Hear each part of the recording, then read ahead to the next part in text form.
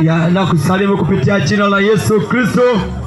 Matumaini yangu mzima, unaposikia sauti hii ni sauti ya injili ya Yesu Kristo, na mmempendeza Mungu injili kapate kuhubiriwa kwa watu wote, wote walio na pumzi, wote walio na mili. Injili ya Yesu Kristo ipate kuhubiriwa sawasawa na matendo yake. Yeye ndiye mwezeshi, hatuna mwezeshi mwingine. Basi kabla yote nitaenda kuomba kwa uweza wa Mungu. Asante Mtakatifu, wewe uliye mwezeshi, wewe uliye kimbilio letu, hatuna kimbilio lingine zaidi yako Bwana. Tunasema asante, imekupendeza jioni ya leo injili yako Yesu Kristo ikapate kuhubiriwa mitaa hii. Naomba na kuamini kupitia jina la Yesu Kristo, amina. Kitabu ni Yohana Mtakatifu, ile sura ya 8 ule mstari wa 34. Nitasoma sawasawa na maandiko yanavyosomeka. Injili ya Yesu Kristo. Yesu akawaambia, amini amini nawaambia, kila atendaye dhambi ni mtumwa wa dhambi. Yesu Kristo anasema na watu wake, anasema na makutano ya kwamba amini amini nawaambia ya kuwa kila atendaye dhambi ni mtumwa wa dhambi. Kila atendaye dhambi ni mtumwa wa dhambi. Jioni ya leo injili inasema nasi pia ya kwamba unapokuwa unatenda dhambi unafanyika kutawaliwa na dhambi. Unapokuwa unatenda maovu unakuwa ni mtumwa wa maovu, unakuwa wewe uko chini ya maovu, unakuwa umetawaliwa nafsi yako na dhambi. Haijalishi unasali, haijalishi uko na dhehebu, kipimo cha kwa wewe una mahusiano gani na Mungu wako ni matendo yako. Ndipo Yesu akasema na makutano wana wa Israeli ambao ni ahadi ya Ibrahimu, walijihesabia haki ya kwa wao ni watakatifu. Lakini Yesu alipokuja akasema nao, akasema amini amini nawaambieni ya kwamba kila anayetenda dhambi asije akawaza ya kuwa upo ufalume ambao watalisi. Yesu Kristo pekee ndiye anaongoza, ndiye njia ya kweli, ndiye anayesema kweli ya kwamba usije ukajizania ya kuwa wewe ni mtu wa Mungu ukiwa unatenda dhambi. Dhambi ni kipimo tosha cha kwamba wewe hauna mahusiano na Mungu. Hivyo moyo wako unapokushuhudia ya kwamba wewe unatenda dhambi, inakupasa utubu, inakupasa ubadilike. Usianze kusema moyoni mwako ya kwamba wewe unasali. Kipimo cha uokovu sio kwenda kanisani. Kipimo cha uokovu ni matendo yako, yale unayoyatenda yatakuonesha wewe uko wapi. Jioni ya leo Bwana anasema nasi, Bwana anafunua mioyo yetu ya kwamba kila mmoja akapate kuchunguza moyo wake, ikiwa ni mtenda dhambi apate kutubu, tukapate kubadilika, tukapate kumgeukia Bwana, maana matendo yetu ndiyo ambayo yatatuhukumu. Anasema heri wafao katika Bwana, kwa maana matendo yao yanaambatana nao. ya mwanadamu ndiyo ambayo yatamhukumu. Matendo ya unayotenda sirini, ile siku yatamulikwa mbele ya mwanga mkali ambao ni macho ya Yesu Kristo. Ndipo Yesu anaanza kulihubiri kanisa lake, anaanza kuambia watu ukweli ya kwamba wasije wakajizania wanaye Kristo, lakini matendo yao ni maovu, lakini matendo yao ni dhambi. Akasema nao mapema ya kwamba yeye yeyote anayetenda dhambi asitumainie ufalme wa Mungu. Haijalishi atakuwa ni Mpentekosti, anapotenda dhambi yeye anakuwa ni mtumwa wa dhambi. Kipimo cha kusema wewe ni mtumwa wa nani, cha kusema wewe unaabudu nini, ni matendo yako, ni mawazo yako. Unawaza nini juu ya Bwana? Unawaza nini juu ya Muumba wako?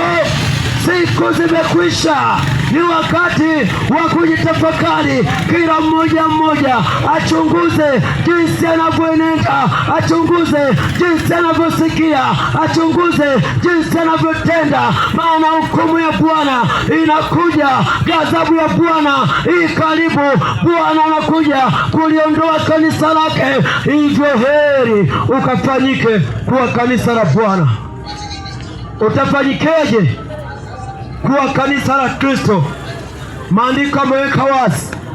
Tasoma kitabu kingine kwa uweza wa Mungu, nao ni kitabu cha Marko 1 ule mstari wa 15. Marko 1 ule mstari wa 15. Maandiko yanasomeka hivi, anasema, akasema, wakati umetimia na ufalme wa Mungu umekaribia, tubuni na kuiamini Injili. Wakati umetimia na ufalme wa mbinguni umekaribia, tubuni na kuiamini Injili.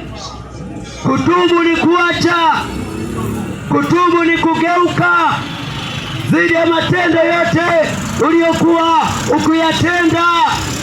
Kama ulikuwa ni mzinzi, ulikuwa na michepuko, ulikuwa mwasherati, uko na fitina, uko na wivu, Injili inapokuhubiri unageuka, unaachana na uzinzi. Kwa uwezo wa Mungu unaiamini Injili. Injili ni uwezo wa Mungu. Injili ni kwamba Yesu Kristo alikufa kwa ajili ya dhambi zetu. Maandiko yameweka wazi ya kuwa Yesu Kristo alimwaga damu yake kwa ajili ya ondoleo la dhambi, ili kila aminiye Injili akapate kuondolewa dhambi, akapate kusafishwa. Moyo wako umejawa na uchafu. Sabuni pekee ya kusafisha moyo wa mwanadamu ni jina la Yesu Kristo. Wale watakaomwamini Yesu Kristo wataondolewa dhambi zao, watasafishwa, watatakaswa kwa imani tu, bila tendo lolote. Maana twajua ya kwamba mwanadamu huhesabiwa haki kwa imani pasipo tendo lolote. Hatuna tendo lolote ambalo linampendeza Mungu, bali tunapoamini kazi ya Yesu, tunapoamini kazi ya msalaba, tunahesabiwa haki. Tunapomwamini Yesu Kristo tunahesabiwa haki. Tunapoendelea kushupaza shingo, iko hatari kwa wale wanaoshupaza shingo wakati injili ya Yesu Kristo inahubiriwa. Yesu Kristo kufa kwake haikuwa bure, ilikuwa inapata kuokoa watu na dhambi zao. Muamini Yesu Kristo, geuka kwa matendo machafu, okoa hukumu, ikimbie hukumu kwa kuiamini Injili. kukimbia ghadhabu ya Mungu inayokuja, kama maandiko yanayosema kile kitabu cha Marko 16 ule mstari wa 16. Maandiko yanasemaje? Yanasema aminie na kubatizwa ataokoka, asiamini atahukumiwa. Mungu si mwanadamu atakasema uongo. Hukumu ipo kwa wasioamini, hukumu ipo kwa wazinzi. Ewe kijana uliye mzinzi, kimbia uzinzi kwa kumwamini Yesu Kristo. Ewe kijana uliye mwasherati, achana na uasherati. Ghadhabu ya Bwana inakuja. Bwana atakuja, Bwana atakuja kujilipiza kisasi kwa walio wagumu wa kuuelewa uokovu. Tunaokoka tukiwa duniani, hatuokoki baada ya kufa. Mwanadamu umeumbiwa kuishi mara moja. Baada ya kifo ni hukumu, baada ya kifo ni hukumu. Hakuna uokovu. Waliolala mauti, waliolala mauti hawasemi tena. Waliolala mauti wananyamaza, wanasubiri siku yao, wanasubiri siku ya kukaa katika kiti cha hukumu, wakapate kulipwa sawa sawa na matendo yao. Yesu anasema, aminini nawaambieni, yeye atendaye dhambi ni mtumwa wa dhambi. Haijalishi ni dhehebu gani, haijalishi ana cheo gani ndani ya kanisa, ikiwa anaangukia katika kutenda dhambi, huyo ni mtumwa wa dhambi, wala hajawahi kuwa mtumwa wa haki. Inampasa akapate kutubu. Makanisani sio sehemu ya kujifichia na dhambi zako, ile ni sehemu ya kuabudu. Ingekuwa heri uchunguze moyo wako, maana wapasa waabudu halisi wakapate kuabudu katika roho na kweli. Haleluya! Wewe unasikia habari hizi, ni habari njema, ni habari za Kristo, ni habari za kweli, ni habari za kubadilisha mtu aliyekuwa mwovu, aliyekuwa ni mbaya, akapate kubadilika. Kitu pekee ambacho kitatubadilisha dhidi ya uovu wetu ni injili ya Yesu Kristo. Ukimwamini Yesu Kristo, anaondoa matendo yote yaliyokuwa ya asili, yaliyokuwa na kutesa. Maana dhambi ni utumwa, dhambi ni utumwa. Huna la wewe mwenye dhambi. Mwenye dhambi unaishi kwa wasiwasi. Mwenye dhambi wewe, mwamini Yesu Kristo. Hakuna la kwa wenye dhambi, hakuna amani kwa wenye dhambi. Heri kumgeukia Bwana, heri kumwamini Yesu Kristo, heri kumwamini, heri kuiamini Injili. Anasema nyakati zimetimia, ufalme wa Mungu umekaribia. Tubuni, tubuni eni vijana, tubuni eni kina baba, mumwamini Yesu Kristo. Yesu pekee ndiye aliongoza watu wakapate kutubu, na waliomwamini walipokea uokovu. Walioendelea kuchupaza shingo zao waliangukia pabaya. Ilikuwepo Sodoma na Gomora na vijiji vyake vya karibu. Wao walikuwa wanatenda dhambi, wao walitenda dhambi usiku na mchana, hawakumwamini Mungu, waliasi sheria za Mungu, na ghadhabu ya Bwana ikawashukia, wakahukumiwa sawasawa na matendo yao. Mungu ndiye anayehukumu kwa haki, lakini kabla ya hukumu Mungu anaachilia injili yake, watu wakapate kuhubiriwa. Anasema ule mwisho hautatimia mpaka kwanza injili ikahubiriwe kwa mataifa yote. Injili ikahubiriwe kwa watu wote. Wakati injili inapohubiriwa, usifanye moyo wako kuwa mgumu. Ni Mungu anasema na wewe, ni Mungu anakuita. Chunguza sana moyo wako, usifanye moyo wako kuwa mgumu.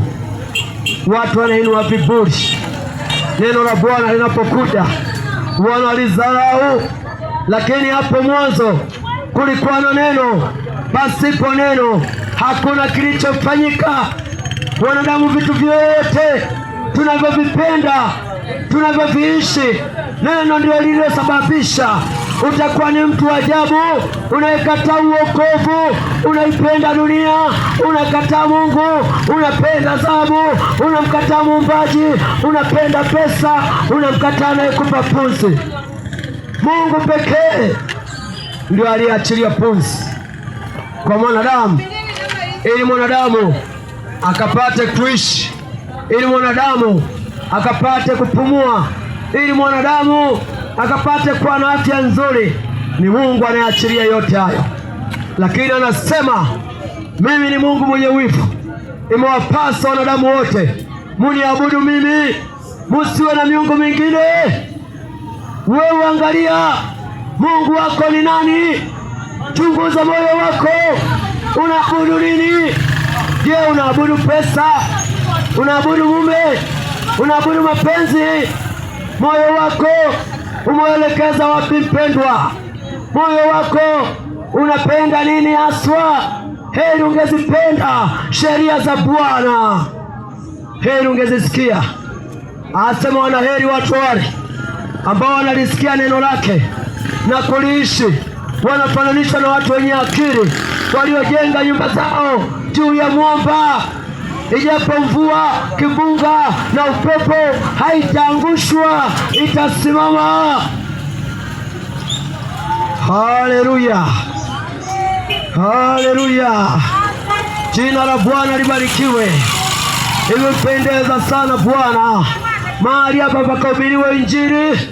Iko kondoo wa Bwana, anasema kondoo wangu wanaisikia sauti yangu. Fanyika kuwa kondoo wa Bwana, ukasikie sauti ya injili, ukageuke dhidi ya makosa yote, ukageuke dhidi ya uovu wote, kupitia jina la Yesu Kristo. Yesu anabadilisha, yeye amwaminie. Yesu anaokoa, yeye amwaminie. Lakini anayesema anasubiri, asema ngoja kwanza niangalie. Anashupaza moyo wake. Yeye anasema siamini, atahukumiwa. Na ukifa hujaamini, hata wangeomba vipi kwenye kaburi lako, wewe utahukumiwa. Hata wangefanya sala masaa 20, kama ukifa na dhambi utahukumiwa. Wokovu ni wa mwanadamu, yeye na Mungu wake. Jinsi ulivyoishi maisha machafu ndivyo utakavyolipwa. Jinsi ulivyoishi maisha yako ndivyo utakavyolipwa, sawa sawa na matendo yako. Chunguza sana matendo yako. Unampendeza nani? Unampendeza nani hii dunia? Nani ambaye unampendeza? Heri ungempendeza Bwana. Yeye ndo anaangalia mioyo yetu. Anasema kila atendaye dhambi yeye ni mtumwa wa Shetani, anampendeza Shetani. Unapotenda dhambi unamtumikia Shetani kwa kujua au kwa kutokujua. Haleluya! Unaweza ukawa unamtumikia Shetani kwa kutokujua, lakini jioni ya leo Bwana amekuja kukujuza ya kwamba unavyoshiriki uzinzi, unavyoshiriki tamaa zote za mwili, wewe unakuwa ni mtumwa wa Shetani. Hata ungetoa sadaka kubwa kanisani haitahesabika, maana Mungu hapokei sadaka za wenye dhambi. Mungu anataka umtumikie katika roho na kweli, na hilo ndio neno la Bwana. Tenda kuomba kwa uweza wake. Sante Mtakatifu, sante uliyemwezeshi. Tunakushukuru Bwana, neno lako ni mbegu, sisi ni mashamba. Bwana, achilia Roho wako Mtakatifu akapate kushuhudia watu wako kapate kusema na kila mmoja aliyepata kusikia habari hizi zilizo za kweli. Nami katika jina la Yesu Kristo tunaomba na kuamini, amina.